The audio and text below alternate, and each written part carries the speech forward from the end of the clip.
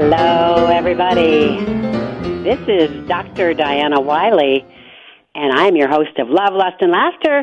And with me, once again, one of my favorite guests is Sherry Winston. Hello, Sherry. Hi, Diana. Thanks so much for having me back again. Oh, you're welcome. Did you get my most recent communication that we might start the show with sexual history, your sexual stories? I think that's a great place to begin. Okay. Because really, I was suggesting we talk about partner skills, but I think your point, which is something that I begin with all the time also, is that really our sexual relationships begin with our relationship with ourselves. That's the beginning point. So great place to start. And we will talk also about your suggestions for more erotic communication and succulent sex craft for partners. You have in your book. Well, let me just remind listeners, if they haven't heard a show with you before. Of course, there are many in the archives. That Sherry Winston is a celebrated sexuality teacher. She's an award-winning author and medical professional.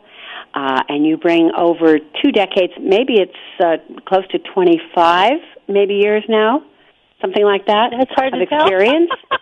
I don't know. It's You've got to do the math on that. But you're a certified nurse, midwife, a gynecology practitioner. What does that last part mean, the gynecology practitioner? It's tied in with a nurse midwife, I guess. Yeah, sure. So when I was doing clinical practice, which I'm not anymore, but that means I could do pap smears, I can diagnose conditions, I can write prescriptions, I can do birth control. So it's sort of, your basic gynecology care, anything that doesn't require a specialist. Yeah. And Sherry is also, you are really an amazing, fabulous artist, and one reason your book, Succulent Sex Craft, and I know you have another one, but we're going to focus on Succulent Sex Craft for this show. So you, with Succulent Sex Craft, you have lots of ideas about making the most of your sexuality. And by starting with your sexual history, I think it's interesting to think about what it might mean. Some of my clients, of course, the first session, we pretty much always get a sexual history. But I've had people tell me after they've contemplated this that there are lots of lessons to be learned when you look at your sexual history and talk about it, maybe with a sex therapist like myself or with somebody like you. There are lots of, or with a good friend or with your lover. You want to be vulnerable. But everybody, it seems, has learned something from their sexual history eventually. And I think that true sexual patterns emerge for a year or don't emerge for a year or more, and so that's why taking your time and being patient and getting to know somebody will help you learn even more how your sexual history contributes to your sexual activity now. Yeah, you see, because we are creatures both of nature and nurture, so there's part of our sexuality that's our biological template. It's our animal nature. We are animals, and there's parts of our sexuality that are just innate. And because we're human, an enormous part of who we are as sexual beings is learned, and it isn't even the learning like, I went to sex ed when I was in high school to a class. It's the learning that you've gotten every moment. You were learning while you were getting born. You learned when your diapers were being changed and how you were taught how to name or not name your body parts. And so we have been learning about sex like sponges. And most of that learning, or at least a lot of that learning, is often very unconscious. we haven't really thought about it. And so a great first step is to start thinking, what did I learn? What messages did I absorb without even being conscious of them? Because once we bring them up into our awareness, then we have the option of going, oh, I got a message that my genitals are ugly and dirty and shameful. Wow, that's not useful. I want to reprogram that. But that all begins, with figuring out what's actually going on deep inside. What did we learn? So I love starting with that. Yes, what are the and significant messages? Yes, and just as an aside, there is research to show and experiential things that we've learned as clinicians, as sexologists, that somebody, a woman in particular, who really likes her genitals is way more likely to have good sex, great sex, because she accepts her body and how she looks, and then if she has a partner who also is very accepting and loving all of her, then she's much more likely to be responsive and orgasmic. And you want to talk about that a little bit or comment? I would love to. So you mentioned that I was a midwife and a nurse practitioner. Yeah. So as part of that, of course, I was doing lots of pelvic exams for many, many years. And I have to say, when I first started, so now we're talking, I don't know, many, many decades ago, I can't count. Mm-hmm, when I first started, I was actually shocked by how many women were disgusted by their own genitals, and also didn't think that they were normal, that there was something wrong with their particular set of genitals. And so I actually developed a practice that I wound up teaching and doing trainings for other healthcare providers that I used to call the empowering pelvic exam. How to give a woman a pelvic exam that was going to help her learn to enjoy, appreciate her genitals, heal that shame, and have it be actually a really good and empowering experience instead of the horrific thing that a lot of women think of, or uncomfortable, or really yucky part of their exam. So I think that is one of the places with our healthcare providers where we can heal that. I think also we can heal that with ourselves. Hopefully we're raising our children to not have that genital shame. That would be the ideal thing for the next generations that come. And it's something we also can help our partners with, where we can help them love and accept and enjoy and appreciate these wonderful, pleasurable, fantastic body parts that we've got that enable us to have lots of pleasure and have babies and, other useful things. So that's a really important thing to me. And I just want to add one more piece of this about the normalness of the incredible range and variety of what genitals look like, and that is that I think this has gotten worse with the advent of porn. That there's kind of a porn model of what genitals should look like or what size they should be, and it's not very realistic. In fact, some of those porn actors and actresses have had surgery to get their genitals to look like that, or they're chosen because they look a certain way, their body looks a certain way. They're obviously breast augmentation surgery is common in that field, and so there's even more unrealistic expectations of what bodies and genitals should look like. And so I think we have an even harder time now accepting, loving, and enjoying our bodies than ever, which is really sad. It's sad, and from what I understand, many women, particularly in places like Los Angeles, are getting labiaplasties to make their labia look more equal, like you see in porn. And not only more equal, but smaller. That's the kind of the classic smaller, right? The Barbie vulva, right? Where it's all very. Well, the Barbie doll doesn't even have any genitals, so but that's what they're trying to look like. Okay. Yeah, it's true.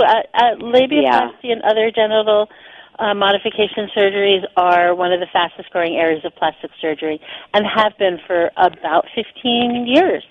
15 years, wow. Tracks directly to porn.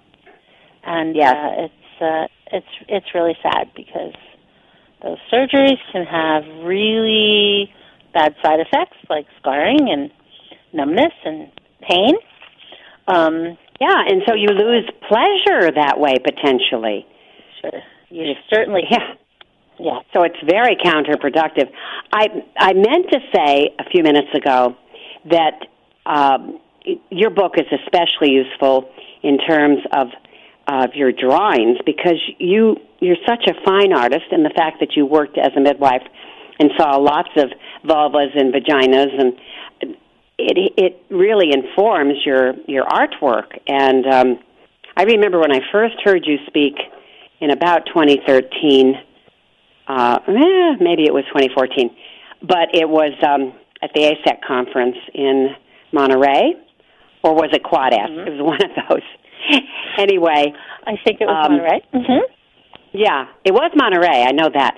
But I first became aware of vestibular bulbs thanks to you, and you have a wonderful drawing of vestibular bulbs in your book, which I have made copies of, noting, giving credit to you, and your page 124.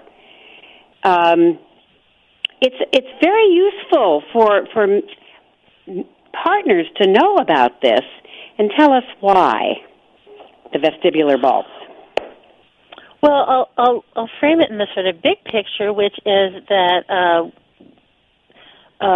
people with vulvas have an enormous amount of erectile equipment, erectile tissue, which is the same stuff that penises are mostly made out of, and we don't know where most of it is.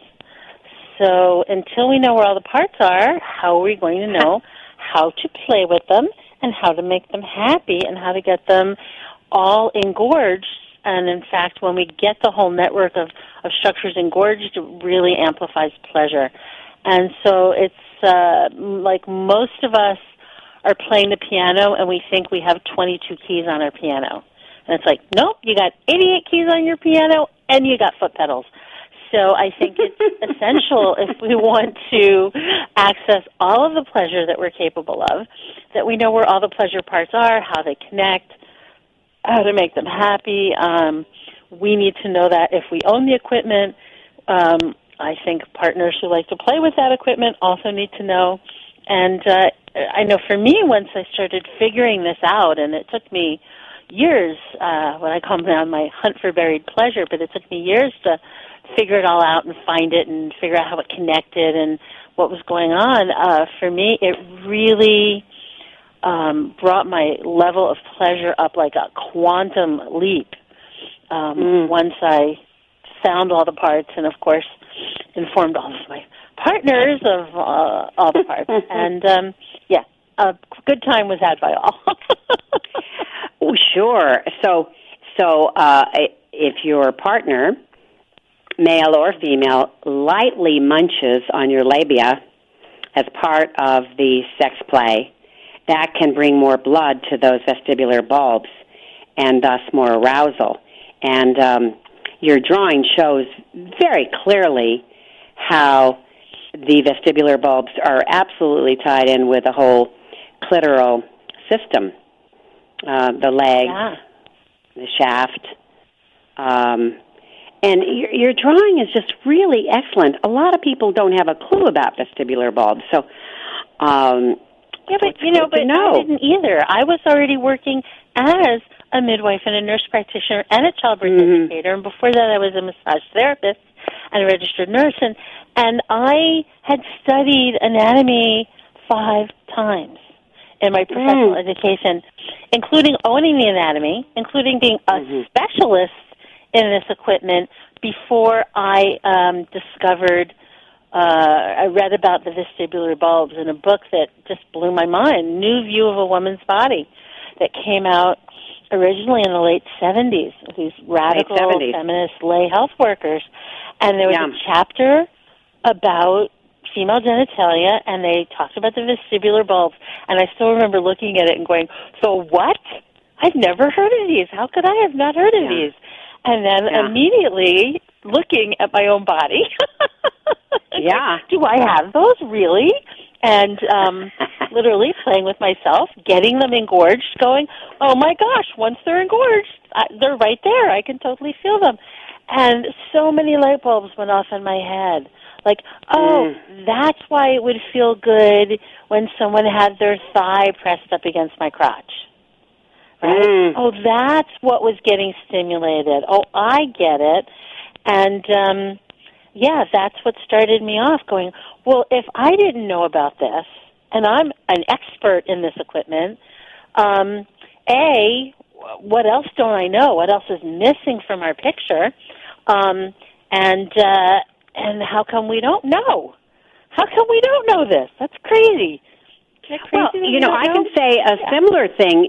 I've been, at the time I heard you talk about this in Monterey, I had at that point been in the field over 30 years, and I have read academically, I know a lot. My library is filled with books about sexuality that I have read, and clinically seen thousands of clients over the years, and then my own experience. So this was also new to me and very exciting. I will always give you credit for the vestibular bulbs. What a magical and wonderful finding, really. Well, thank you. Yes. Thank you for the credit, and also keep in mind I stand on the shoulders of other, of giants who came before me and got me started or did original research that I then was able to find and start kind of putting together this whole new map. So I feel like I'm in a line of people who are helping us become more genitally aware. And so, and I think also, just to get back to the earlier point we were making about learning and the stories that we hold, I think once you are aware of all those parts of your genitals and how they work and making them work, I think that's also an amazing way to really heal your relationship with your genitals, because once you know all about that, it's so delightful and wonderful and exciting and beautiful that I think that really also helps us bust through the shame and the, oh, my genitals are ugly and funny-looking negative messages that we have. Yeah, and you say in your book on page 41 about the sexual stories, well, you have a number of things that I think are worth exploring here. What your stories and beliefs do have about what do they have about your relationships? Am I missing a word here? Do you expect Prince Charming to arrive someday and sweep you off your feet? I remember reading years ago a myth that a lot of women believed, and this came out in a pre-orgasmic group that I led for a number of years when I was in California, and it was this, someday my prince will come, and so will I. They wanted to have orgasms, but they had this Prince Charming kind of myth in their mind, and that probably wasn't going to be the magic charm for becoming orgasmic. You also say, is Sleeping Beauty waiting for you to kiss her awake? So that would be the male. And are you planning on finding your soulmate, you ask, on living happily ever after? Living happily ever after and coming happily ever after. Yeah. That's just not how it works, right? We learn to be orgasmic, and then we can teach a partner how they can help facilitate that process. But that expectation that a lot of women have, that my partner will make me come, and he knows what to do to make it happen, is unfair, especially if we partner with men. They don't have a clue. Their bodies are different. They operate very different operating system. It's like a Mac and a PC, or a microwave oven and a regular oven, right? Really different operating systems here, and then we feel either like there's something wrong with us or there's something wrong with them. Instead of recognizing there's stuff we haven't learned, we need to unlearn some things that are blocking us and stopping us. We need to learn new things. And one of the things when we have that healthy relationship with our own sexuality, when we've looked at our stories, when we've rewritten them in positive ways and discovered our potential, that's when we're going to, live happily ever after is really, that's when we're going to have the kind of satisfying, intimate and sexual relationships. And that whole happily ever after thing, nobody's happy ever after. Who came up with that idea? Well, it's fairy tale. We were raised on them, though, weren't we? Yeah. You ask a question. The fairy tale doesn't end, and then they got into a long-term significant relationship, and they worked on their things, and stuff came up, and they learned together, and they worked through it, or they didn't. Right, but the process is interesting. We're talking about sexual history now and stories, and I've had clients tell me over the years that like one woman who'd had a lot of sexual partners, a young woman, early 30s. She said she wanted to feel seductive of men and in control. And so she didn't have very long relationships, and she said something very significant. I see now that I was afraid to feel too much. And some women kind of take that another step, and they will have sex with married men. And, we're not necessarily recommending this, but for this woman, it was a way to have sex and to be able to let herself go emotionally because it was safe. He was married, and she could let herself go. Have you come across stories like that? Sure. I think, as I know that as a therapist for you and as a teacher for me, the reasons people make the choices that they make are complicated, particularly with sex and love and intimacy. And I think a lot of it goes back to, again, what we learned, especially when we were very young, about what the flavor of love is, what's safe and what's not safe. Right? So the first year of life, if, for example, you had parents who were very narcissistic and didn't pay attention to you, or parents, a primary caregiver who was depressed, or, all of those things, you learned maybe that love was cold and critical and, didn't pay attention, and then you're going to try and replicate that. This is the sort of classic imago work that Harville Hendricks teaches about, that we tend to look in our primary relationships for people who will replicate the patterns of our primary caregivers, often the negative ones. And again, this is where we have the potential to change and heal and grow when we start looking at it and going, oh, I see, I found, a man who was really wimpy, just like my dad, or a man or a partner who was really critical, just like my mom. And then, of course, we get all triggers when they're, wimpy or critical or whatever it is that we actually are looking for in the first place. So, again, this gets into what are my stories about sex, about love, what makes me feel safe, what makes me feel excited, what turns me on. There's so much information that we can learn by looking at sort of what's our turn-ons. And then the thing is we can learn and grow and change. We're not stuck with whatever we've got.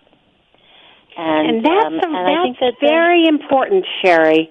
Lots of people don't get that. You and I have talked about this in the past, but you can you talk about learnable, that sexuality is not, you're not stuck with it.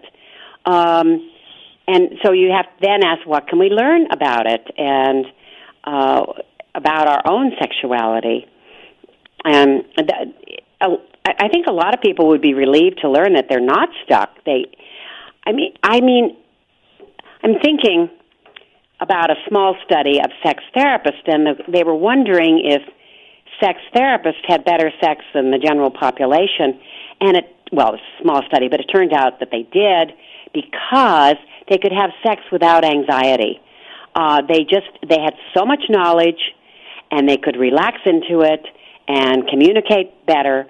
And I think that that's true. I think that all the years I've been a sex therapist, and it's helped my own personal sexuality grow, too. What do you think about that, having sex without anxiety and relaxing into it, and because you have knowledge and so on? Well, two things. One is, first of all, just to be clear, everyone has their challenges. So even when we know all these things as a teacher, as a therapist, that doesn't mean it's all rainbows. There's still work to be done and things to learn and grow. However, I think the more tools we have for understanding ourselves, understanding our partner, the more we learn about psychology and how humans operate, and the more we learn about communication. I mean, I've studied last couple of years really focusing a lot on what's called nonviolent communication or compassionate communication. The more of that we do, the more fun, pleasure, and great sex we're going to have with ourselves and our partners, because anxiety blocks arousal. It's as simple as that. Yes, absolutely. Anxiety and fear, also, resentment, things like that, they will block arousal. And so when we learn what we can do to manage our anxiety or have less anxiety, less fear, the easier it's going to be to get turned on and have great pleasure. So I learned that as a midwife, right? You want to have a great labor. And labor and arousal are basically the same altered state of consciousness. They are the same trance state, and the same things will block it. If you feel anxious, if you feel ashamed, you're going to be inhibited. It's going to block arousal, block the hormones that get you into that altered state. And again, there's something we can do about it. And isn't that great that we have that potential to do that? So great. So with my second child, he was born 7 minutes after I got to the hospital. So I think my first child was 3 hours you're one of later, them. which isn't bad. Yeah, so 3 hours for your first baby? My first, I know, aren't I something? I guess that's amazing. Well, I was at Sanford Hospital, a very good hospital, a teaching hospital, and they brought in a bunch of residents learning to watch me give birth. So clearly, I was okay with that. For many people, that would really screw it up, right? You were already things were going so well, and you were already deep in your trance, and it didn't mess it up. But one of the reasons we've got such messed up birth in this country is because we disrupt the trance state.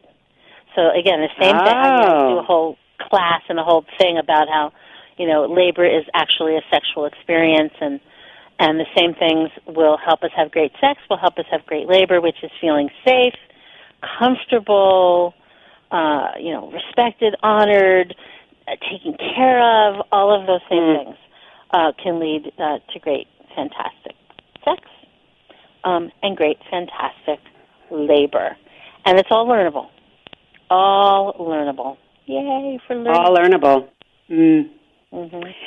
That is fascinating. I think we should also talk about a lot of the time what puts a woman in the mood has nothing to do with her genitals or any of these other things, that it requires, getting her in the mood requires engaging her mind and psyche as much as engaging her engorging her body parts, to have her mind and body, because the pleasure that we have often of non-penile touches, nibbles, kisses, insertions, and licks, we hope that some of these will produce orgasms. The more the better. But whatever, I think it's important for women to understand that all of these things are not just a prelude to anything, but they are the points. Call them what they are, sex. So, yeah, it's the mind-body thing, and it's also all the other kinds of foreplay things that we can think about. But you don't necessarily like the word foreplay. I was just going to say, I bet you don't like the word foreplay. We might have even talked about it at some point. We might have, but my partner and I reframe that. We call it warm-up. Mm-hmm. Which is like, we're getting good. everything I like that. warm. The same way if you're gonna go exercise, you want to warm up first, right? It's about getting things loose and getting the blood flow and getting into your body. The whole experience, the whole erotic journey that you go on by yourself or with a partner is all sex. And so, I think that's all important. Sex.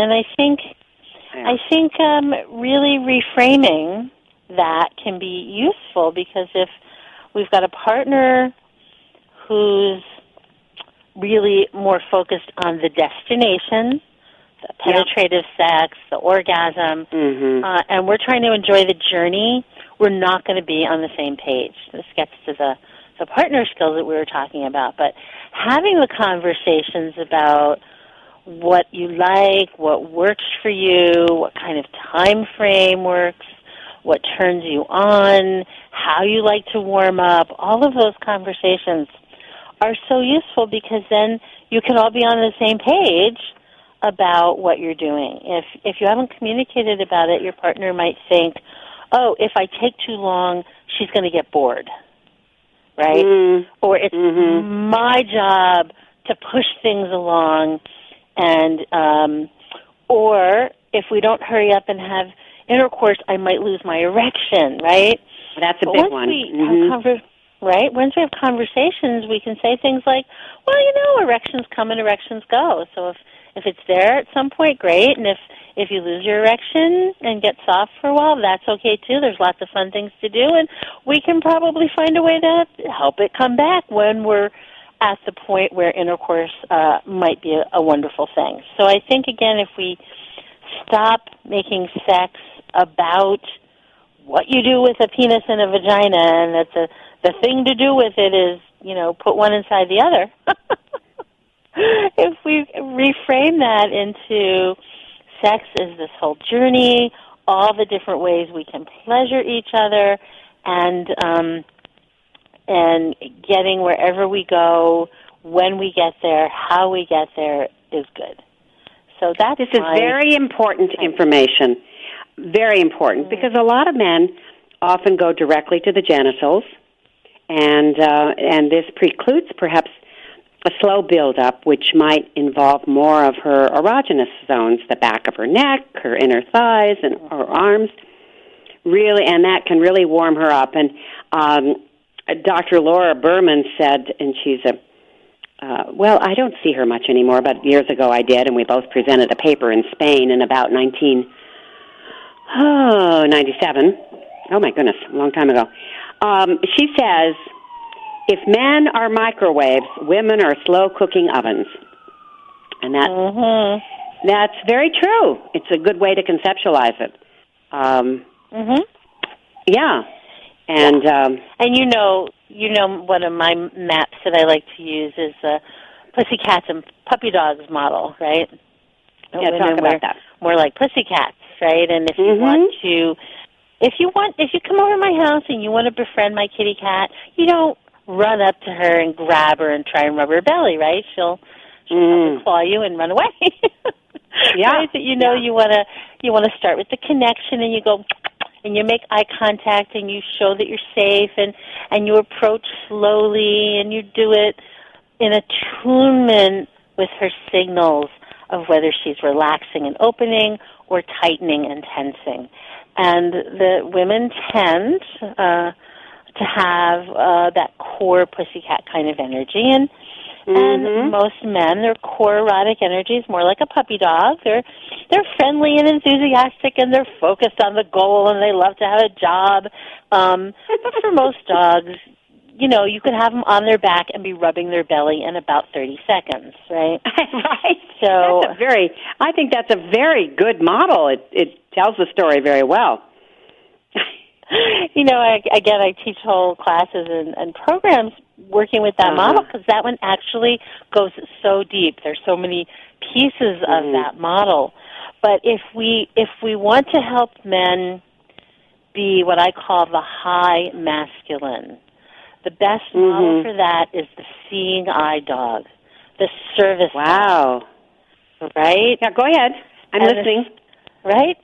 Isn't that a beautiful model? The service animal who's focused on being in service, who's in attunement with their person and is leading and guiding them in a safe, attentive way, focused on taking care of their person. And that's the high masculine. And the low masculine is the badly behaved dog. You know, the one that you go to your friend's house and the dog jumps up on you and knocks you over and starts humping your leg. Yeah. Right? And that's dog energy at its two the two different extremes. And so if we help people who have that core puppy dog energy, that is usually men, but not always, but usually, help them frame our erotic journey together as they're being like the service dog, and they're in attunement, and they're helping guide us and focus us, and their job is to safely, go on this journey with us in a pleasurable way. And then we can recognize, with that framework, we have this wonderful framework of what's going to work.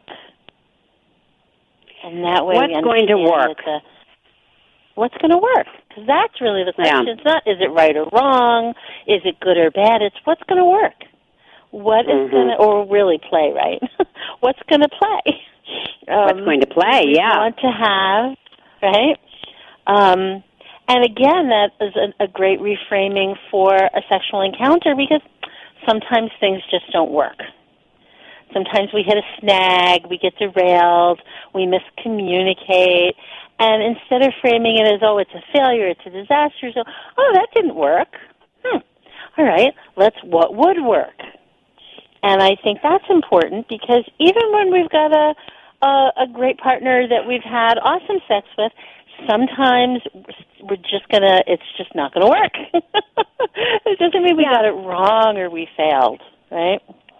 That's right. And I think that there are some good questions to ask post-coitally or after any kind of sexual intimacy, and questions that I think are important.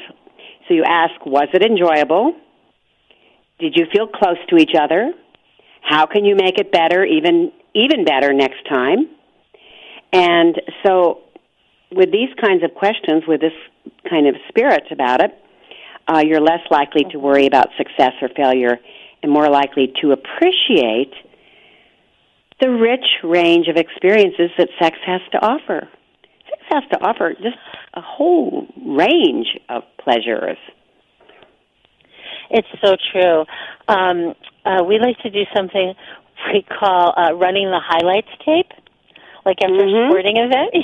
Yes, and we'll say 3 or 4 things that happened or moments or something that we really enjoyed. And it could be, oh, that moment when you looked up and you looked in my eyes and put your hand on my heart. Oh, gosh, I felt so close to you. And it might also be, oh, that moment when you said that raunchy thing, right, when we were in the, really going at it. Oh, man, was it a turn on, right? Yeah. So it's about really pointing out the positives And also, it's a great way to go, oh, okay, I'm going to remember that.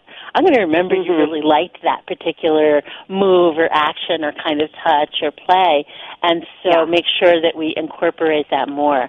So I think that's a great, sort of post-sex conversation, running the highlight tape, we call it. And I like it, running the highlight tape. Yeah, and then that's good. Yeah. And then another thing which and before sex is useful. Yeah. Mm-hmm. Go ahead. Well, I was going to say before sex. We've been talking about good communication. So before sex, I would say it's really important to avoid psychic sex. Because a lot of people somehow believe that if you really loved me, you should know.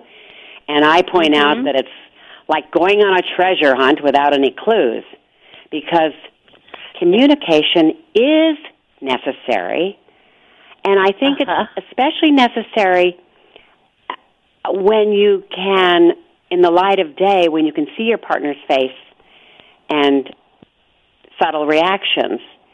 And I coach some of my clients to say, I was reading an article, and I realized that there were some things that I don't know about what you enjoy in bed, and I want to create that kind of pleasure for you. So then she or he, they can describe what draws him or her, you to him or her, and how that makes you feel. And I think that kind of more transparent communication can really be helpful. You drop the mask, and you're just yourself. And I say that the four-letter word that would help a lot of people have really incredibly better sex, what if they could do more of, it's not F-U-C-K, it's T-A-L-K. T-A-L-K. I'm so with you. So with you on that. I know. So I think that the message, just to hammer it home, really, there are no psychic partners. They don't know what you want. They don't know what you like. They don't know what you don't want and don't like. And not knowing doesn't mean that they don't love you or they're not connected or that they don't care. It's just nobody knows. It changes all the time anyway. Even if there's something you like today, you might not like it tomorrow. So I just say that exact thing. There are no psychic lovers. And I think, so another strategy, one of the great, not just talking, but talking and learning strategies that I often suggest to people is doing what I tend to call a playpen. Some people call it a sandbox. But it's setting up a specific time and space for playing learning games. So, for example, you might have had an encounter where something didn't work, and rather than stopping and just trying to figure it all out, maybe you just move on. But then later you can go, when I asked you to go slow, and when I said I'd like you to start at my foot and slowly go up my leg till you get to my crotch, and then you kissed my ankle, kissed my knee, and then you were back at my crotch in about 20 seconds. I realized that you and I might have different definitions of the word slow. And that's also a very sweet and kind way to reframe it. Right. Not like you really screwed up or you didn't listen to me, right? Because I could get triggered and feel like I just asked you to go slow and you didn't go slow, and I could go into you're not paying attention or there's something wrong with you, right? So instead we can frame it as, let's have a play shop where we play with what these words mean, and so that we can have better communication. So the play shop, like I said, we set a time and a space and a framework. So it might be, let's take 10 minutes or let's take a half hour, and let's create a game. How's this sound for a game? I'll say the word fast, and then I'll stroke your leg in what I consider fast, and then I'll say the word slow, and I'll stroke it what I think of as slow, And then maybe I'll say really slow and show you that. And then maybe I'll go super slow and show you that. And then you do it back to me, and we'll do that for 5 minutes, 10 minutes, and then we'll talk about it. And how's that sound for a play shop? And I like it a lot. Play shop, right? and I like how you frame it. Yeah. Yeah, and you can have a whole day play shop where we have a day where we give each other abundant, enthusiastic affirmations and positivity, right? Right, so it doesn't have to even, we can have a play shop for an hour where we play with foot massage. We can have a play shop for an hour where I do a show and tell with my genitals, and I show you how I like to touch myself. And maybe one play shop is just me showing you. Maybe then we do a second one where I show you and then you do it, and then we work together to communicate about it so that you get to the point where you can touch me in the ways that I just love the most. Right? Maybe that's 10 play shops. There's no limit. But it creates this time and space to talk about and learn about our sexual relationship while we're not actually having this more spontaneous, creative sex play that we usually do. So I love to include that framework of having play shops. You've given me some excellent ideas to expand some of the homework that I give my clients to do at home. Mm-hmm. And the idea of a play shop, it also can work with things like kissing, because I do have some women who say, he's not kissing me the way that I would like, and so I suggest that experiment with playful kisses and kiss him or her the way you enjoy being kissed. And you might pause mid-kiss and say, I love the way this feels. And then she might say, hey, you show me what it feels like to be kissed by me just now. So it's the back and forth. And some of the same ideas with your play shop. I love that. And kissing is one of those things that, how did we learn to kiss? Well, how did we learn to do any of this? We watched movies, right? We read romance novels, or we watched porn. Whatever it is, we didn't learn communication skills. We probably didn't learn good sexual technique, good pleasurable technique. So kissing is a great play shop to have. In fact, I can imagine, let's come up with how many different kinds of ways we like kissing. Because sometimes I want that really slow build up where you gaze in my eyes and you come in very slowly, and then you just almost don't quite touch my lips, and then you kiss me so softly, So we could come up with a name for that. We could have that be like the slow kiss. And then sometimes, especially at high-level arousal, I want a really sexual, intensity in the kiss.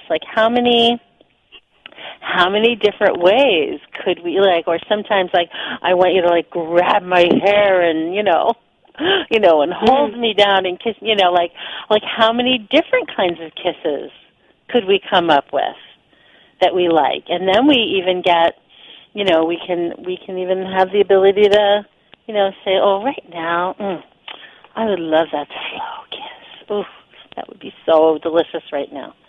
And again, the more we can talk about it, learn about it, the more we expand our ability to get what we want and find what works and create an ongoing erotic learning relationship, which is really the goal, right? It's not we're going to just be there. It's that we want to keep growing and changing. And I'll just add, if we stay with a partner for a while, everything's going to change because we're going to get older. Right, and we have to lessen our assumptions and make room for adjusting to maybe changing bodies and that sort of thing. Back to the kissing for a minute, because I encounter this with a lot of the couples I see where, they've been married a while, and I'll say, how often do you kiss? Oh, we don't kiss much anymore, and then we explore that a little bit, and it often turns out that the woman feels that she wants soft lips to begin with until she's more aroused. She does not want the tongue to go down her throat immediately. That just doesn't feel good for most women, unless she's really turned on. So I often suggest that they try soft lips first.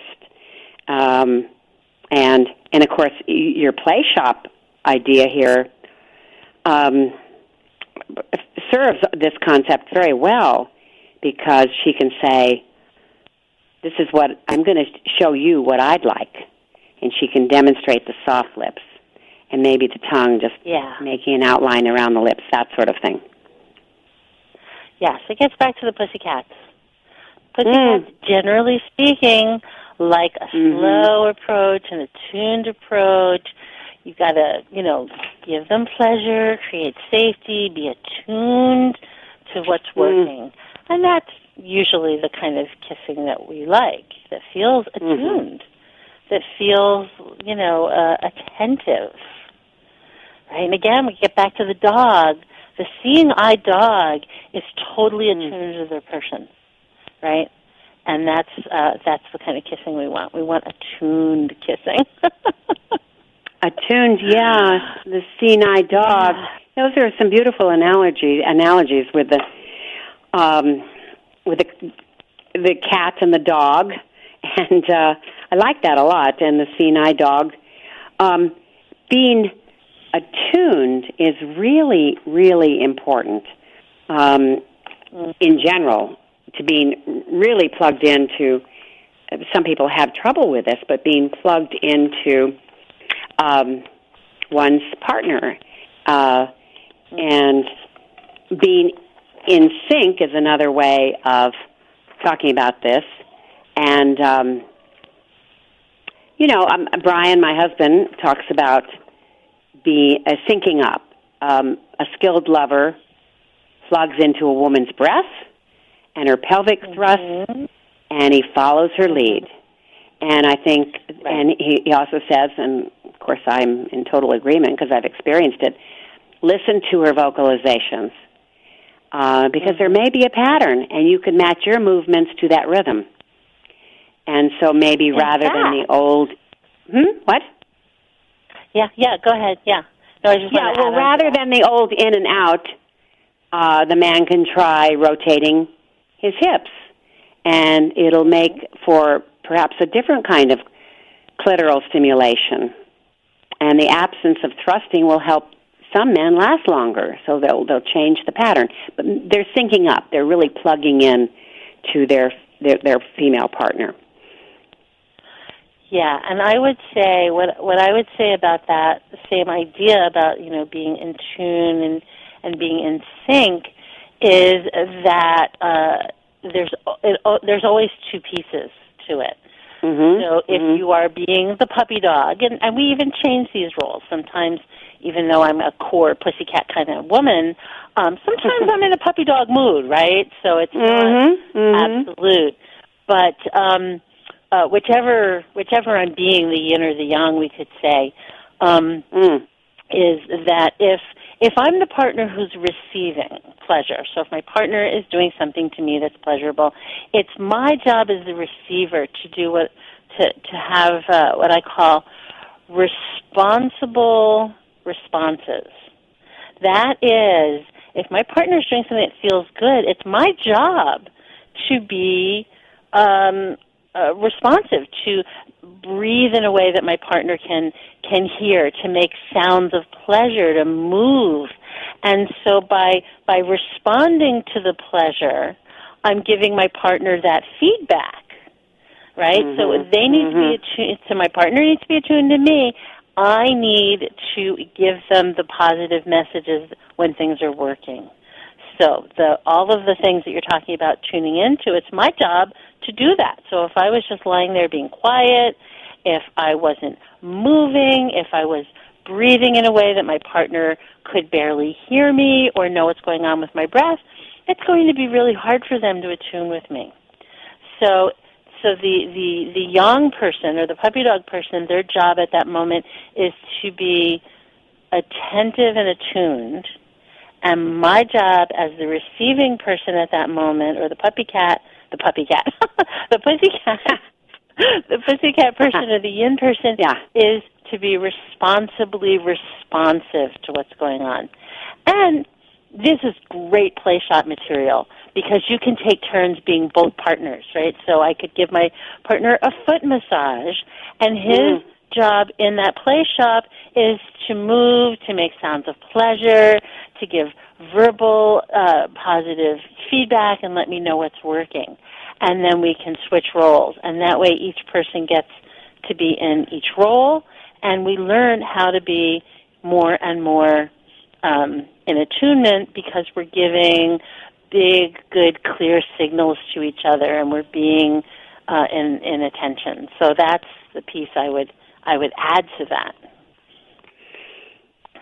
And you have so much information and words of wisdom based on years of experience, clinical and experiential and so on.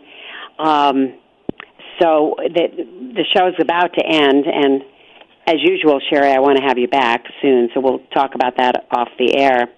And I just, to kind of look at your book, you have on page 290, Succulent Summary. The thing that I think would be helpful to end this show with is what you say. Pleasure is an evolutionary strategy for surviving and thriving. You need only to think of a newborn ecstatic at their mother's breasts. So glad I got to experience that. We desire to connect, to be nourished, to be loved, safe and warm. And that is all good. So there's the music. So we'll have to end it on your quote. I'll be in touch with you, Sherry. Thank you so much. Thank you. Thank you. It was a great show. Appreciate it. Bye-bye, everybody. Happy